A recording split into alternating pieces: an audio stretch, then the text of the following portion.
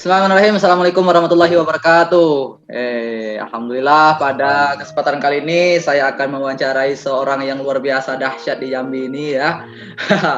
Beliau dapat amanah baru nih selaku Ketua Komite Ekonomi Kreatif di Provinsi Jambi. Nah, dan beliau sudah memiliki banyak prestasi juga ya, terutama cocok betul dengan materi yang kita akan bahas pada kesempatan kali ini tentang personal branding ya. Beliau malam tadi mengirimkan CV beliau dahsyat luar biasa. 6 halaman itu isinya prestasi semuanya gitu kan. Ini tentu menjadi personal branding bagi kita bagi beliau. Dan orang pun mengundang beliau ya melihat CV-nya aja udah ngangguk-ngangguk itu. Nah, ini tentu bisa ini salah satunya barangkali ya. Nanti kita akan kupas tentang personal branding ya.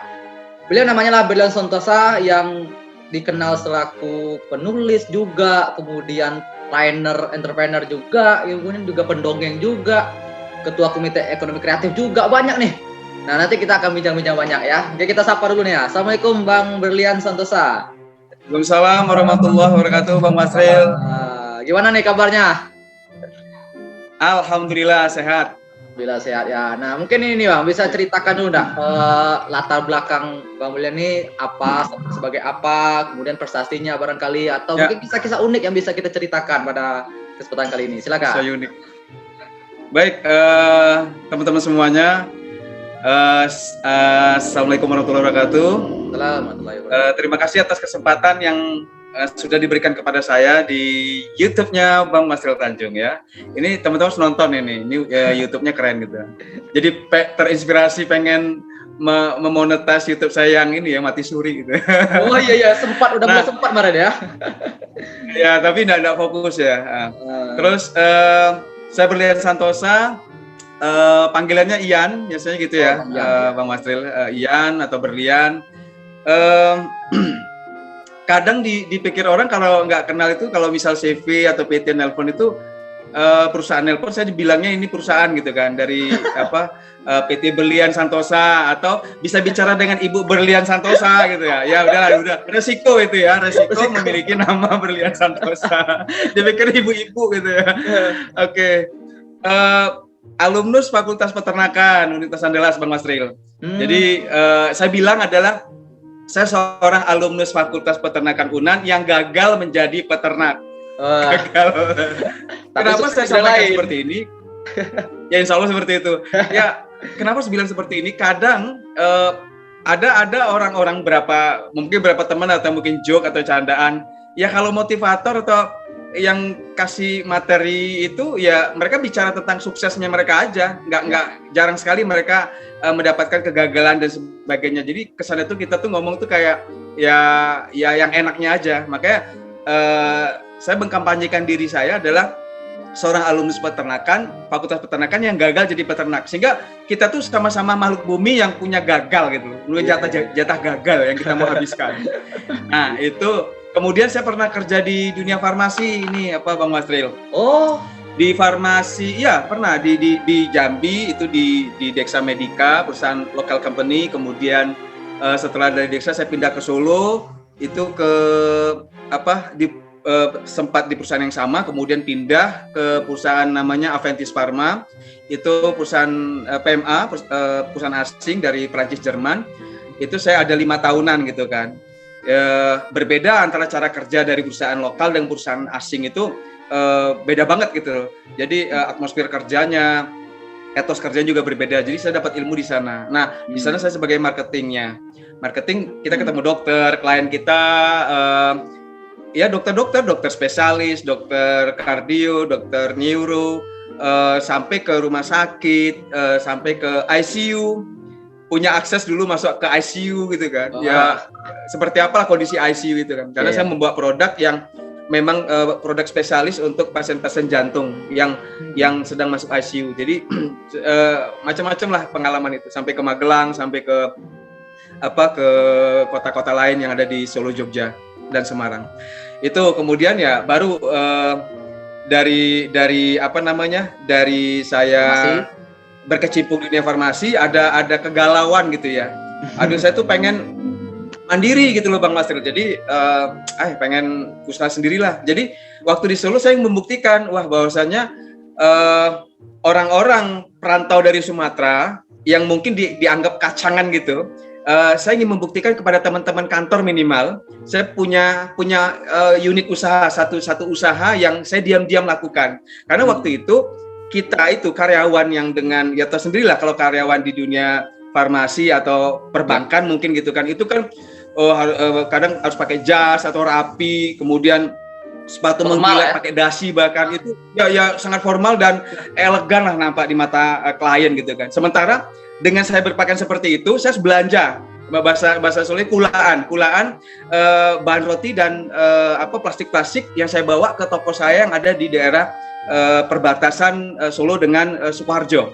Itu pakai motor pagi-pagi. Jadi saya punya usaha toko plastik waktu itu, Bang Masril. Itu pertama kali saya berbisnis di Solo Coret lah ya, perbatasan. Dan saya ingin membuktikan karena lawan saya adalah kompetitornya adalah toko-toko yang saudara kita dari Chinese yang sudah kuat dari modal dan jejaring mereka. Tapi nikmatnya yang seperti itu. Nah, setelah dari situ, singkat cerita, udah comeback to Jambi ya, karena berpikir waktu itu kita mau pindah ke Jambi atau ke ini ya, pilihnya ke kampung istri di Rando Blatung, daerah dekat Cepu ya. Cepu itu yang kawasan minyak itu loh Bang Masril, Pertamina. Nah, ke tempat mertua atau kita balik ke Jambi. Saya memilih kita harus balik ke Jambi. Jadi Jambi punya potensi dan insya Allah kita akan siap berkompetisi karena udah diasah di Solo dan Jogja gitu loh. Nah, singkat cerita gitu. Jadi ya kita udahlah mulai ya membangun brand Jakos. Ya Jakos lahirnya dari Jakos, ya. dari Solo sebelum saya resign. Ya, dulu Jakos itu adalah Jakos itu adalah Raja Kaos. Raja Kaos dibikin Jakos pakai Z, jadi Jambi punya kaos. Seperti itu. Nah, kita bikin dan kemudian kita bawa ke Jambi gitu. Dan itu masih sederhana sekali gitu. Ya singkat cerita seperti itu. Ya, perjuangannya mulai dari nol ya, from zero-nya itu dari Jambi gitu. Yo gitu. Berarti abang aslinya Jambi, Pak ya? Jambi lah, Bapak Sungai Duren. Ya, Sungai Duren laut ya. Bapak Sungai Duren laut yang pinggir sungai besar itu ya, bukan Sungai Duren yang darat, Sungai Duren laut yang pelosok masuk pinggiran sungai besar itu loh. Orang terus Sungai Duren. Berkarya dan akhirnya berprestasi gimana ceritanya? Ya berkarya lah, maksudnya tuh suka dunia dongeng, kemudian belajar atau berlatih sampai kita pergi ke Jambore dongeng yang di Jakarta. Kita ujuk-ujuk, saya dengan Kak Tommy Pandiangan datang, dua orang ayah yang nggak tahu ilmunya mendongeng, nol, datang terus ya ujuk-ujuk belajar ke sana. Alhamdulillah diterima, welcome sekali, padahal kita bukan siapa-siapa. Alhamdulillah, dan akhirnya disitulah terbentuk, didirikan atau disahkan berdirinya Kampung Dongeng Seloko Jambi, dan itu kita bawa ke Jambi dan kita mulailah bergerilya atau mendongeng dari kampung ke kampung, dari musola, panti asuhan ya berjalan seperti biasanya lah dengan ilmu yang dapat kita praktekkan pelan-pelan. Nah, akhirnya ya terasahlah jam terbang pada nantinya gitu. Ya itu. Ya, jadi ada juga pernah meraih prestasi di tingkat nasional, itu di mana saja Bang? Ada pengalaman ini ya Bang Masril ya, yang saya berkesan tuh ke Istana Negara ya. Jadi Istana Negara saya merasa nih orang kampung dari Jambi, pergi ke Jakarta tuh cuma gara-gara 4 halaman tulisan gitu ya. Itu 4 halaman. Saya apply, 4 halaman apply, dan waktu itu memang ada semacam kompetisi membentuk atau penerimaan dari City Changers Indonesia, agen perubahan kota seluruh Indonesia. Jadi dari Sabang sampai Merauke itu mereka apply atau melamar lah gitu untuk ikut kompetisi ini.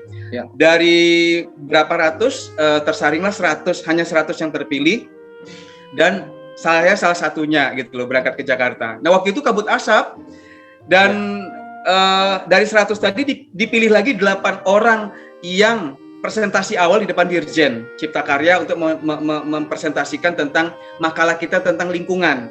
Nah, yang uniknya, saya ini kan sarjana peternakan. Lawan-lawan saya ini kan orang-orang master lingkungan, teknik planologi ITB, UGM, terus pegiat-pegiat lingkungan yang sudah berkecimpung lama. Loh, saya dapat ide waktu itu. Nah, kalau mau mengalahkan mereka seperti apa? Lah, saya ini kan nggak ada basicnya. Oh, ternyata saya dapat ide. Nah, ternyata ada berkaitan antara satu bidang ilmu kita dengan bidang ilmu yang lainnya. Ternyata saya basic penulis, dikawinkan dengan dunia dongeng. Jadi tulisan saya adalah masuk dengan mengangkat namanya boneka Tongsam, Pangeran Tongsam, Tong Sampah. Jadi saya dengan boneka itu, ya jadi misalnya kayak misalnya boneka itu, dengan boneka itu Pangeran Tongsam, dia bukan boneka ini ya. Nah, saya mendongeng dengan itu, tapi di dalam tulisan tadi. Nah itu unik, karena Pak Yayat Supriyatna, salah satu pakar perkotaan Indonesia, itu salah satu dari 5 juri yang ya sangat ketat sekali mereka menseleksi gitu. Dan saya 8 orang yang boleh hadir lebih dulu dari 100 orang yang terpilih.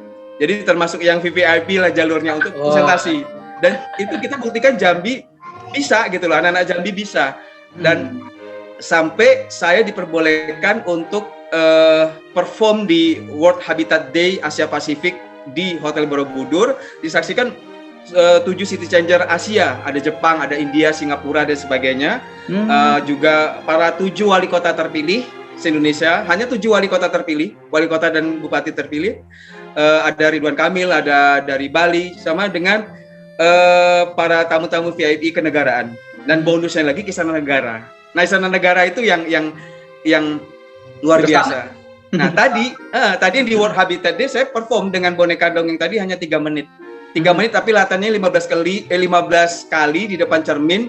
Itu nggak sarapan, mau kita ke Istana Negara, mau ke Hotel Borobudur, nggak sarapan, stresnya tingkat tinggi, itu nggak bisa menyentuh air karena takut nanti kebelet kalau perform. Karena panitia bilang hanya 3 menit, tidak boleh lebih kata dia kan. Wah itu udah stres nih mau perform di forum Asia Pasifik waktu itu kan. Ini bener-bener anugerah karena dari 100 city changer saya yang terpilih untuk perform di forum besar itu gitu loh. Oke. Dan Istana Negara, bonusnya ke Istana Negara. Istana Negara. Berarti ketemu sama Pak Presiden ya? Ketemu Pak SBY, kita audiensi. Dan kalau pengalaman unik tadi ya, Bang Marcel, sampai ke Istana Negara itu yang kalau kita lihat Istana Negara oke lah ya, klasik megah, bangunan-bangunan yang kuno, megah dan sebagainya. Itu oke lah gitu. Tapi kesan yang saya bisa tinggalkan adalah saya meninggalkan jejak dengan buang air kecil di toilet istana. Yang itu barangkali nggak semua orang pernah ya? Nggak semua orang. Jadi bagi saya itu wow banget gitu kan. Jadi saya meninggalkan jejak sampai saya diikuti Pas Pampres. Pas Pampres ngikutin saya karena waktu itu saya membawa boneka Tongsam yang saya ikat di plastik hitam karena saya kita kan nggak boleh bawa tas ke dalam. Oh iya. Kita harus pakai batik lengan panjang, nggak boleh batik lengan pendek. Kalau batik lengan pendek kita diusir, nggak boleh masuk. Itu pun batik saya dapat dari panitia IO-nya tadi, IO kementerian tadi. Kemudian bisa masuk dan waktu itu pas kebelet pipis gitu kan. Orang udah pada mau pulang, saya permisi sama Pas Pampres ke belakang. Nah, toilet tadi adalah di mana tempat ruang makan Presiden SBY dan keluarga. Itu sangat private sebenarnya. Iya. Mungkin saya satu-satu yang nekat, tapi izin, Pak, boleh izin ke toilet? Oh, silakan, tapi saya diikutin. Wah, ngeri diikutin bayangkan. Jadi memang langsung disidak gitu kan, disidak. Nah, ninggalin apa nih orang ini habis keluar dari toilet. Itu sampai segitunya Pas Pampres. Ya mungkin aturannya ketat, tapi itu seru gitu kan, bisa meninggalkan jejak ke Istana Negara. Ya keren lah, saya bilang toiletnya keren, saya bilang. Iya ya, mau ke toilet aja pakai Pas Pampres kan. Iya, tetap aja diliatin ya, bukan diliatin, dicek sama Pas Pampres, ternyata saya nggak masalah apa-apa kan, kita nggak ngapa-ngapain, cuma ke kamar mandi.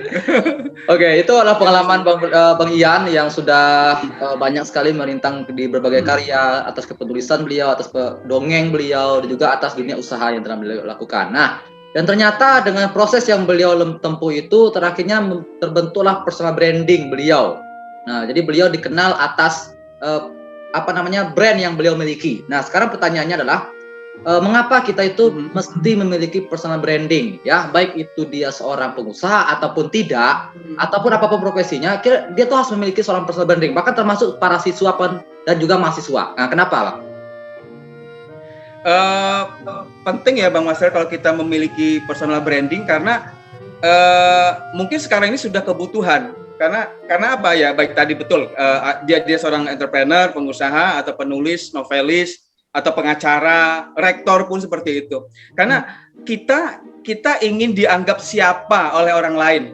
Artinya nantinya next legasinya atau kita mewariskan seseorang ini jadi siapa sih gitu loh kan. Si Berlian ini siapa sih? Wasril Tanjung ini siapa sih?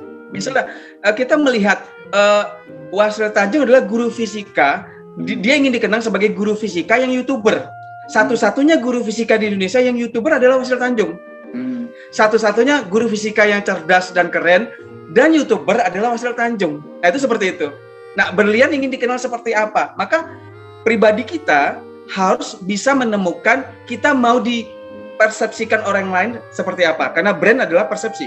Oke. Brand ini adalah persepsi. Jadi masuk ke emosional atau psikologinya, psikisnya, bukan benda fisik. Jadi makhluk yang namanya intangible asset. Jadi aset yang tidak kasat mata. Itu adalah brand. Nah, gitu. Jadi intangible asset yang tidak kasat mata. Jadi dia nggak bisa disentuh tapi bisa dirasakan, bisa dilihat, bisa ya secara emosional gitu. Contoh misalnya seperti ini. Kenapa kita butuh brand? Kenapa orang tuh harus ada personal branding?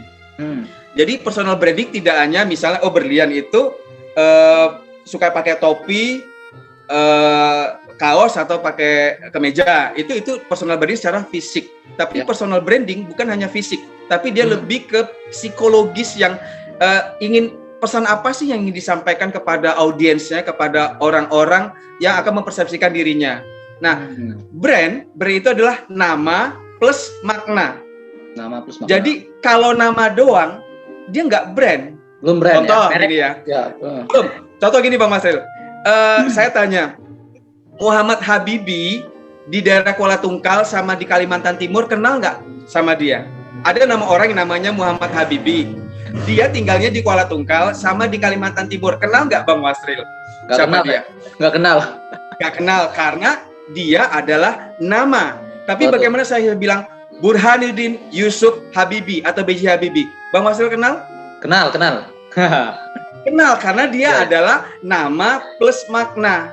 Maknanya apa? B.J. Habibie memang manusia yang sama dengan Muhammad Habibie yang di Tungkal dan Kalimantan Timur, but dia memiliki value, makna tadi. Apa value-nya? Mr. Craig menemukan bagaimana celah pesawat ini tidak jadi retak. Kemudian dia bisa menciptakan pesawat terbang, pemimpin IPTN, kuliah di Jerman. Jadi portofolio Habibie yang kalau kita bedah, dia punya personal branding yang kuat sekali, bahkan ketika beliau sudah tiada.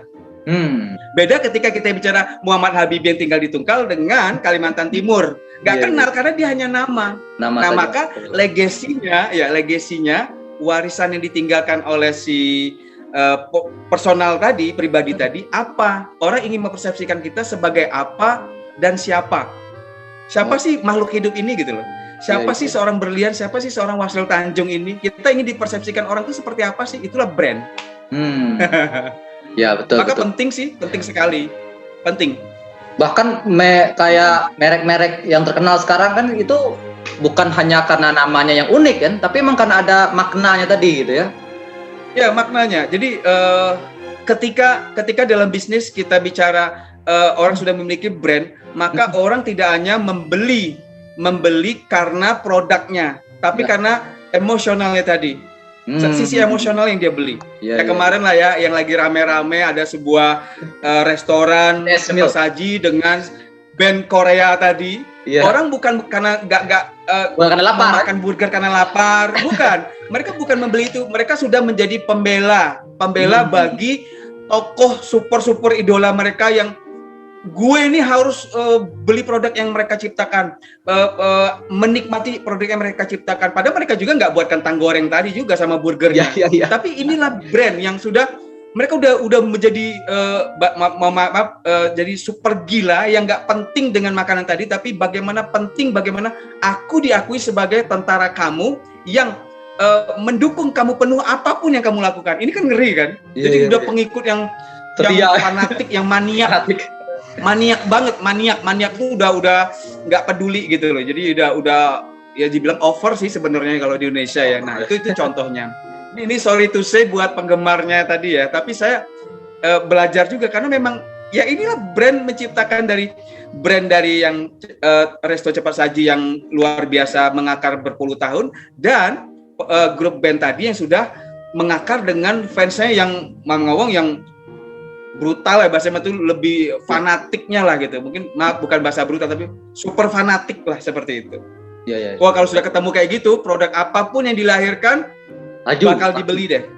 Ya, betul. Apapun yang dibeli pasti dibelinya, apapun yang dihasilkan pasti dibeli. Nah, gitu kira-kira. Betul. Jadi ini penting nih. Kita nanti bakal orang tuh butuhnya itu bukan karena lapar, karena produk, tapi emang karena karena fanatik tadi. Nah, karena jadi itu tadi kata. Dan sisi kepuasan emosional. Jadi kepuasan emosional ya, aku beli ini, aku udah dianggap aku mencintai mereka, mencintai grup itu, aku sudah membela mereka, dan aku membuktikan aku sayang dia, sayang grup tadi misalnya, sayang brand tadi, atau sayang produk, sayang terhadap grup band tadi misalnya seperti itu. Jadi udah keakuannya tadi ingin dianggap karena dia udah mengapresiasi dari produk yang dihasilkan si grup band tadi. Nah, itu kan gila banget kalau bisnis sebesar itu, termasuk personal brand. Tadi itu corporate brand, kalau kita personal brand kan, corporate brand berarti kan brand-brand dari perusahaan-perusahaan besar ataupun kecil juga brand. Gitu. Ya betul. Jadi kalau itu kan dari sisi entrepreneur, tapi kalau dari personal brand tadi cari contohnya Pak Habibie tadi itu kan. Nah, banyak yang namanya Habibie. Karena adalah Habibie yang memiliki reputasi yang baik, yang memiliki makna yang baik, itu yang akan dimenangkan oleh persepsi ya.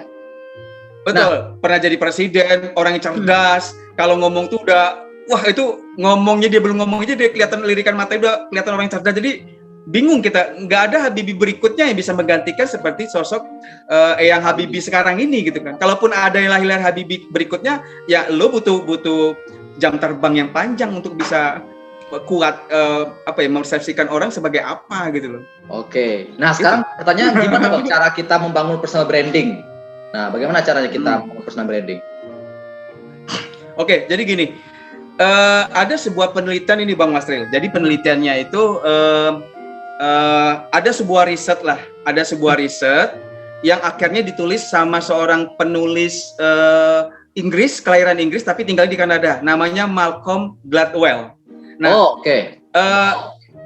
ada sebuah riset gitu kan. Jadi riset ini ya. Jadi Malcolm Gladwell cuma hanya nulis dari hasil riset, bukan dia yang perisetnya. Nah, periset ini meriset pemusik yang kalau mereka bermain musik terus-menerus selama 3.000 jam, maka dipastikan mereka menjadi pemusik jalanan, pengamen jalanan. Tapi ketika mereka terus bermain musik, mengupgrade diri, ikut workshop, ikut seminar musik, coaching klinik, selama berlatih dan bermain musik terus selama 4.000 sampai 6.000 jam, dipastikan, kata periset ini, dia akan menjadi guru musik. Oke. Berikutnya lagi yang luar biasa Bang Marcel, kalau pemusik tadi terus berlatih, upgrade diri, coaching klinik, bermain musik setiap hari, setiap jam, selama lebih kurang 10.000 jam terbang, maka dipastikan dia akan menjadi musisi besar. Nah, ini ditulis oleh Malcolm Gladwell, dan dia mengatakan dari hasil riset tadi membuat sebuah istilah namanya outlier. Outlier ini adalah orang-orang yang punya bukunya memiliki kelebihan. Memiliki kelebihan dibandingkan orang kebanyakan, memiliki performa, memiliki portofolio, memiliki kompetensi jauh di atas rata-rata kebanyakan. Nah, ketika sudah terjadi, maka apa yang terjadi? Salah satu grup musiknya adalah The Beatles. The Beatles ketika dia masih di bawah 10.000 jam terbang, mereka mengamen. Mereka di resto, kafe, di jalanan, dan tidak ada satupun orang yang melihat ketika mereka perform, mengamen. Jadi emang lu siapa? Nggak terkenal gitu kan. Tapi setelah melewati 10.000 jam terbang, 3 tahun itu di Hamburg atau di Jerman, maka dia meluncurkan satu album yang akan meledak di pasaran Amerika. Boom! Nah, seperti itu. Nah, apa yang terjadi? Ya, akhirnya orang-orang tahu The Beatles ini adalah punya portofolio atau performa yang luar biasa dan menjadi musisi besar. Nah, itu outlier. Dan prosesnya adalah dia dari proses yang panjang, dari 10.000 jam terbang. Maka kalau ingin menjadi outlier, orang outlier ya kita harus punya 10.000 jam terbang lebih. Jadi kalau di bisnis namanya USP, Unique Selling Proposition. Ya, jadilah jeruk di antara 4 buah apel. Jadilah jeruk di antara 4 buah apel. Jadi ini unik. Unik tidak sekedar unik. Bisa contoh, ada 100 orang ganteng se-Indonesia dikumpulin, satu orang ditaruh di tengah namanya Mas Tukul. Kira-kira yang unik yang mana? Mas Tukul lah. Mas Tukul. Jadi orang ganteng tuh lewat semua. Karena Mas Tukul memiliki keunikan performa, bisa ngelawak, bisa ngelucu, menghibur. Jadi orang ganteng itu ya jadi nggak penting. Karena dia nggak punya brand juga, nggak punya positioning dan unique selling. Maka satu buah jeruk di antara 4 buah apel adalah kita ingin menjadi seperti itu. Maka kita akan menjadi orang-orang yang tidak STD. Tidak standar. Ya. Jadi orang-orang yang extraordinary people, tidak orang yang ordinary people, hanya orang-orang biasa.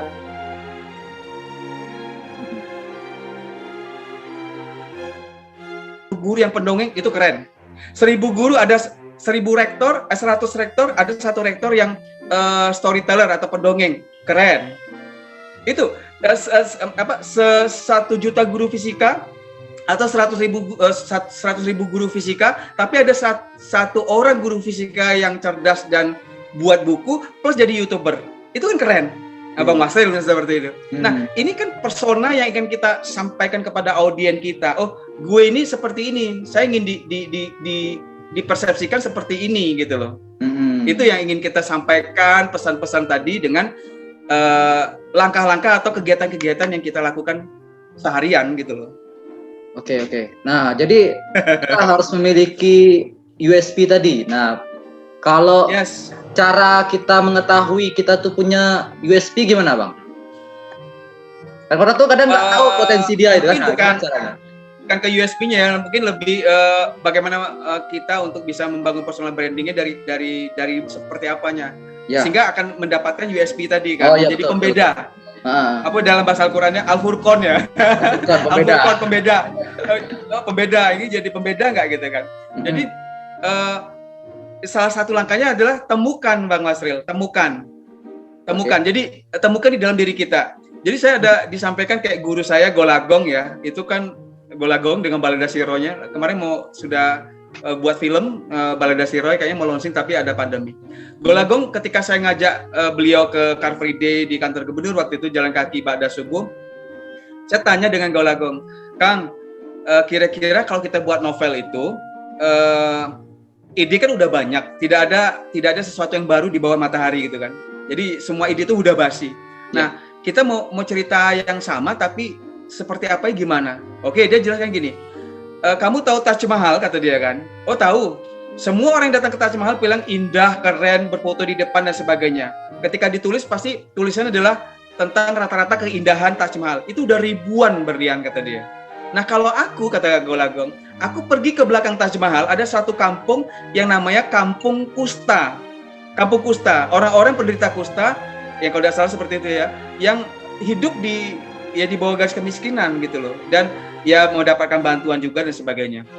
Nah aku datang ke sana, jadi aku bikin sebuah topik dengan sudut pandang yang berbeda. Aku menemukan sesuatu yang kesannya indah di Taj Mahal, ada di belakangnya mungkin perkampungan yang mungkin kumuh ataupun kampung kusta. Nah aku hubungkan antara kusta dengan keindahan Taj Mahal.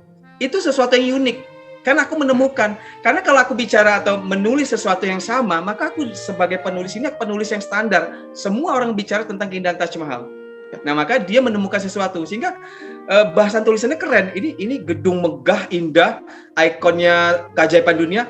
Dia bicara tentang kampung kusta yang di belakang Taj Mahal gitu. Itu kan kayak kontradiktif ya, kayak berbalik sekali ya, kontra sekali. Tapi itu keren.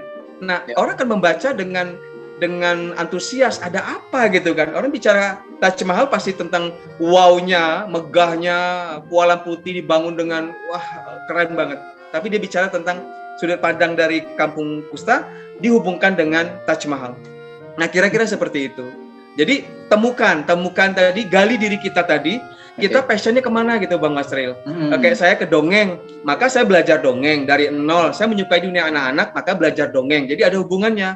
Saya suka dunia anak-anak, suka ngobrol sama anak-anak, akhirnya suka dunia dongeng. Maka saya belajar dongeng, belajar teknik mendongeng. Passion saya di situ. Ternyata sama tadi ketika lomba, kepake ilmu menulis saya, sebagai seorang novelis, lomba tingkat nasional, saya masukkan dengan dunia storytelling. Ternyata di situ yang dilihat oleh juri yang berbeda. Nah ini kan perpaduan yang kita nggak nyangka akan berkolaborasi dalam suatu event atau kegiatan yang saling mendukung gitu loh.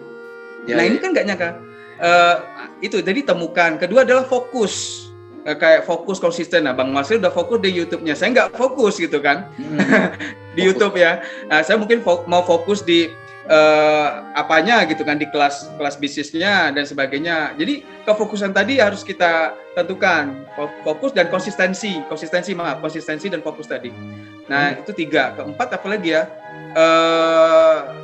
lupa saya. Intinya itu tadi, sudah kita temukan, kita fokus dan konsistensi, maka ya kita jalani, kita eksekusi gitu loh, sehingga nanti kita akan kelihatan polanya. Oh si A ini kemana sih gitu kan, sama kayak anak kita, dia mau kemana sih gitu.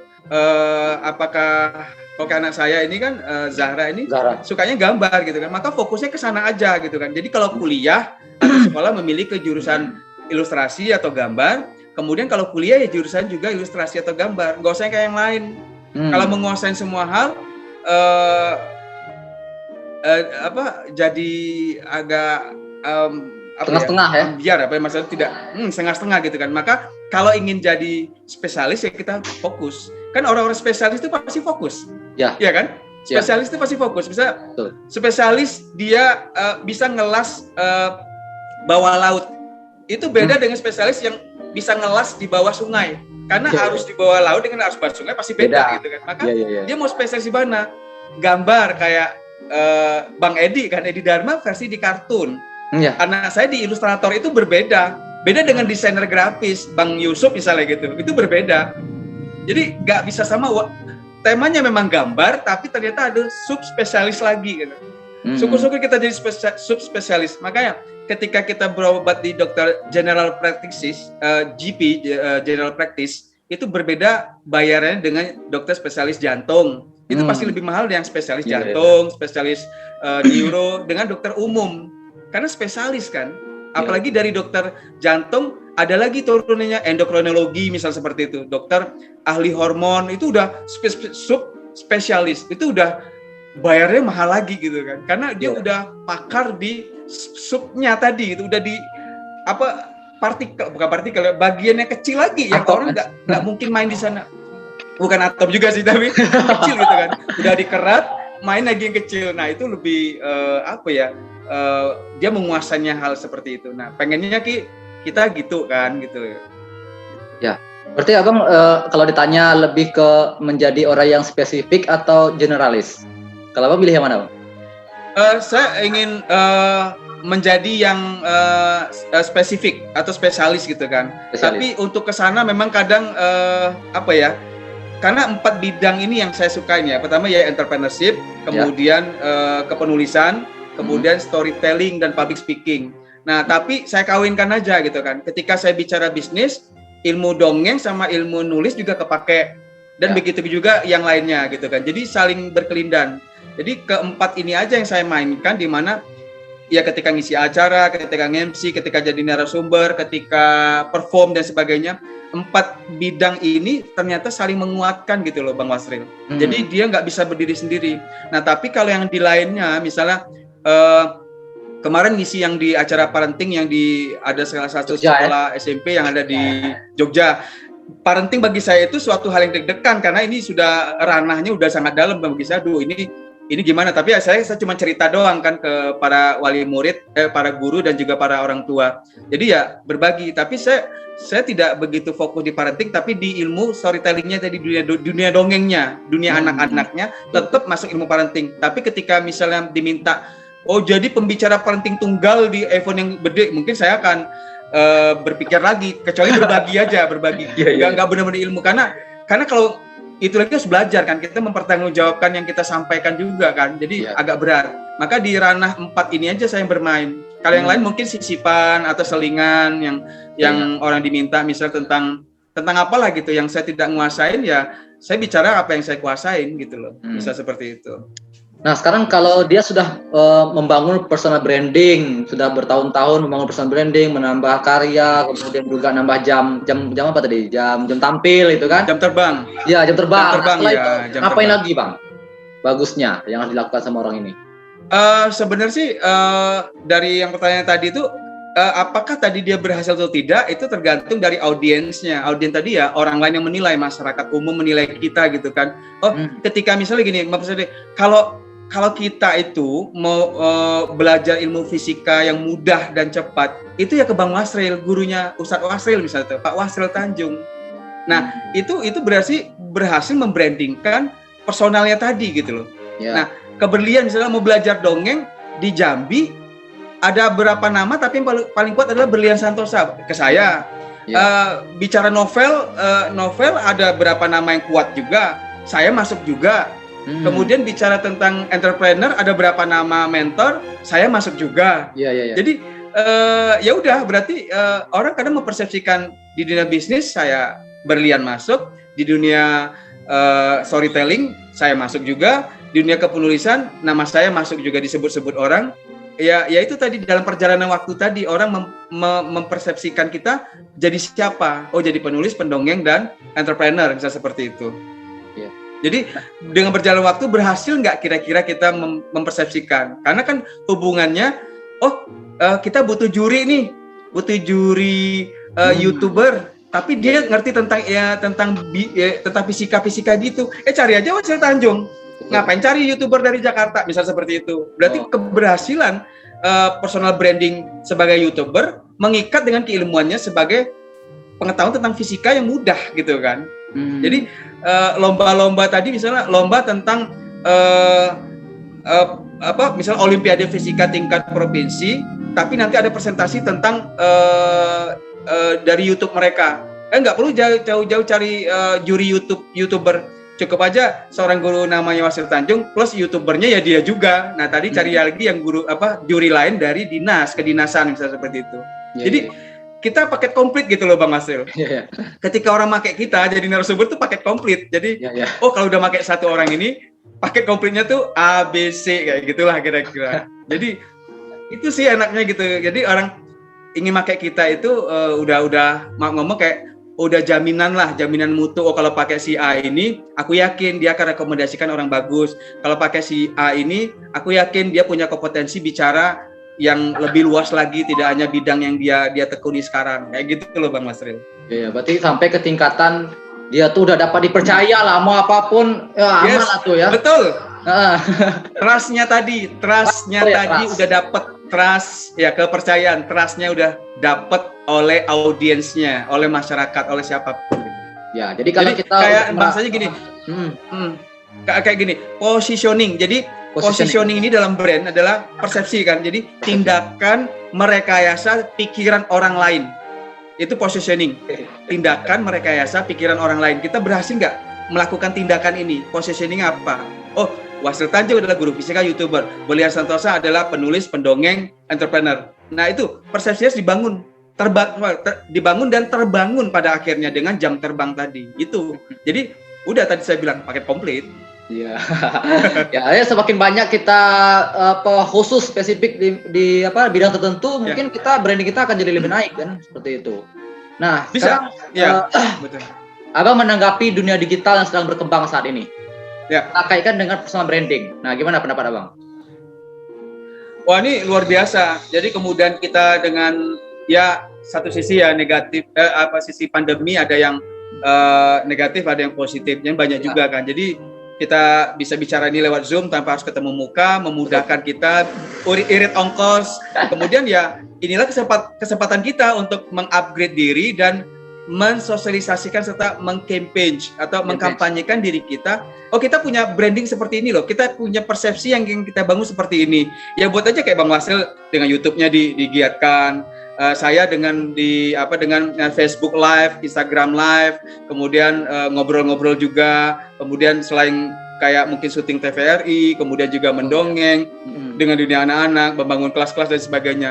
Jadi ini kesempatan-kesempatan kita yang mungkin dalam tanda petik ya sekarang mungkin tidak ada bahasanya ya, kalau mungkin tidak ada uangnya, tapi kita tengah membangun sesuatu yang lebih besar di kemudian hari. Karena branding adalah jangka panjang kan Bang Wasil. Ya, betul. Branding itu nggak mungkin instan 1-2 tahun, oh dia tuh itu ya gitu kan. Coba misalnya kata pengusaha X, dia udah nggak ada lagi di dunia ini, nggak kenal, nggak ada legasinya, nggak ada yang dia tinggalkan gitu loh. Warisan apa yang tinggalkan? Bukunya nggak ada, tulisannya nggak ada.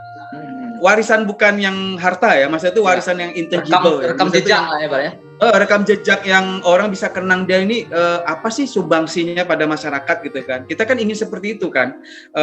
Dia bangun masjid, oh ada berarti ada ikon atau sesuatu yang dia tinggalkan. Gubernur ini sudah nggak lagi, dia meninggalkan jembatan Menara Gentala misalnya seperti itu. Itu kan sebuah legacy secara fisik. Nah kalau kita kan nggak mungkin bangun jembatan yang kayak gitu kan. Ya kita buat buku, buat tulisan, bikin yang YouTube ini yang akan dilihat orang akan kemudian hari yang kita mungkin sudah tidak ada lagi gitu kan. Nah terus bangun aja dengan dunia digital karena murah kan. Betul. Murah gitu kan. Ini kesempatan kita lah. Kalau nggak kayak gini ya orang lain akan melakukannya. Iya betul. Orang lain akan melakukannya. Cepat, ya? Maka sekarang atau tidak sama sekali gitu loh. Jadi kecepatan kan, kalau Bang Wasil tahu ya kecepatan ya. Jadi kecepatan ini harus diambil. Jadi ini momentum. Kecepatan harus diambil karena ini adalah peluang. Gitu. Betul. Sayang kan daripada hanya sekedar scroll emangnya bikin konten yang ya mungkin ada yang bisa 3 menit aja ngomong atau nggak ngomong tapi ada sesuatu yang berbeda. Contoh nih loh Bang Wasil, pernah lihat TikToknya Sabri Ayub nggak? Sabri Ayub itu saya kan kaget. Saya main TikTok karena ingin lihat pola apa ya sosial media. Dia bukan sosial media sih, dia platform orang untuk hiburan, apresiasi diri dengan joget-joget seperti itu kan. Nah, tapi yang saya lihat di TikTok adalah dia kan mengalahkan algoritma IG ya kabarnya. IG aja mau berpindah ke video. Jadi dengan video pendek, Sabri Ayub ini hanya membuat konten yang tentang motivasi sedekah, kebaikan-kebaikan seseorang kepada orang lain. Itu dia sudah punya followernya 8,3 miliar kalau nggak salah, gila. Artis Indonesia ada, artis luar negeri belum tentu. Jadi cuman ada satu video yang dari Indonesia dia ambil. Jadi berbagi sedekah pada pinggir jalan, pengemis, pemulung dan sebagainya tadi. Kemudian di akhir video dia cuma lihat ke kiri gitu, udah senyum, nggak ada kata-kata apapun, nggak ada kalimat apapun sebagai motivasi.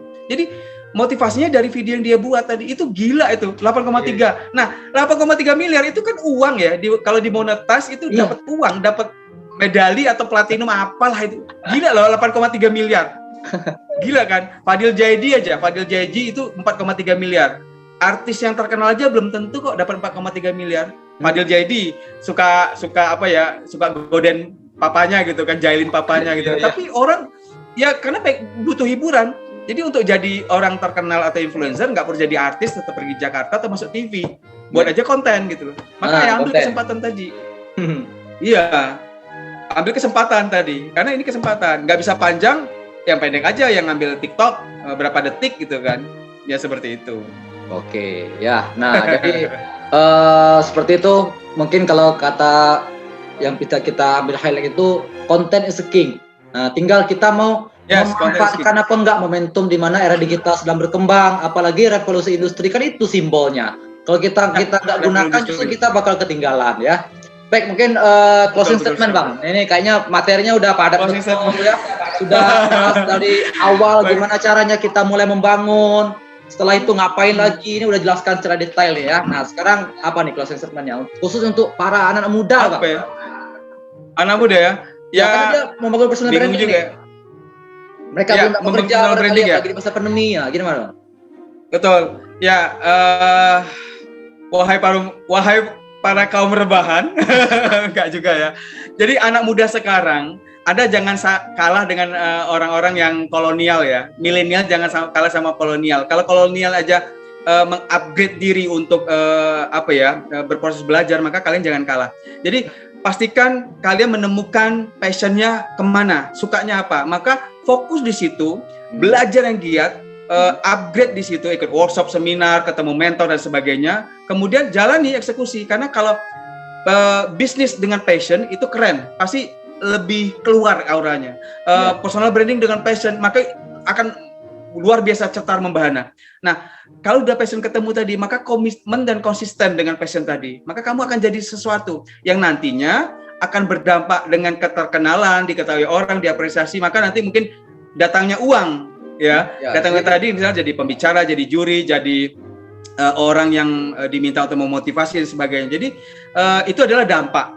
Tapi membangun tadi itu dari awal tadi perlu proses. Maka lakukan itu step by step dan fokus serta konsistensi. Maka kalian akan benar-benar menjadi sesuatu yang meninggalkan legacy atau warisan anak muda. Jadi saya pikir ya udah do it gitu. Jadi jangan lengah, ambil kesempatan ini, ambil momentum, maka kalian akan menjadi outlier. Salah satu dari outlier yang ada di Indonesia. Sukses buat anak muda. Oke, luar biasa, dahsyat betul nih. Apalagi yang pembicaranya kan storyteller kan. Jadi emang kita jadinya masuk ke dunia beliau gitu kan.